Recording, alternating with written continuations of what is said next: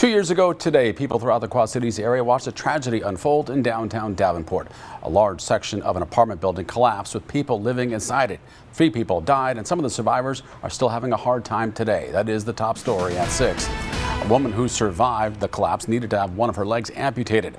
A report from an engineering firm and the White Birch Group indicates the west wall gave way from too much stress and that the shoring was inadequate.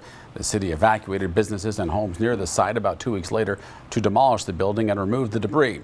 A grassy area now fills the space where the building used to be. People who lived in the apartment building and people who owned businesses there haven't completely recovered. Our Quad Cities' Gavin Wadlick joins us live from there with that story tonight. Gavin. Yeah, Jim, it's a solemn sight here tonight for the 2-year anniversary of the building collapse. Now, there is 2 memorials dedicated to the 3 people who lost their lives that day.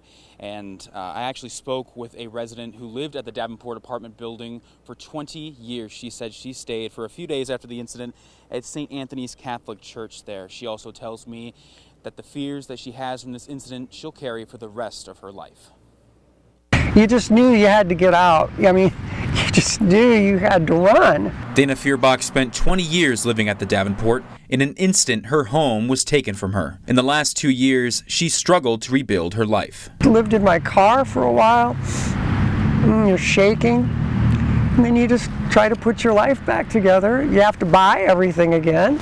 You have to try to hold down a job, even though you can't sleep.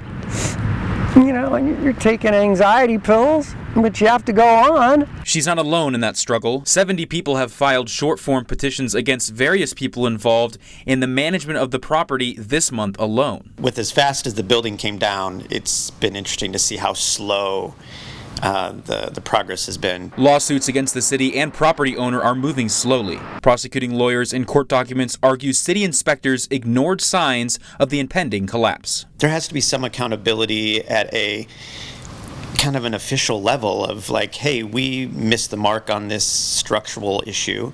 And a lot of people were just like, it'll be fine. But it wasn't fine. And my fear is that that kind of mentality is going to bring another building down, and then we'll be talking about this again, but just under different circumstances. In those 2 years, the owner of the building, Andrew Wold, moved to Florida and changed his name to Andrew Langle. Feuerbach says she doesn't want this tragedy to be swept under the rug. It's 2 years later, and the people that knew about it, nothing at all has happened to them. They've all disappeared, moved on, and are living their lives just fine. But I hear this stuff every day. I still hear the alarms, every day. Now, a memorial for the victims of the collapse is being held here at the site of the collapse tonight. That will include a candlelight vigil, and a few people are expected to speak as well. Again, that memorial will start after Davenport City Council around 7 o'clock. But for now, live in Davenport, Gavin Wadlick, our Quad Cities News. Gavin, thank you.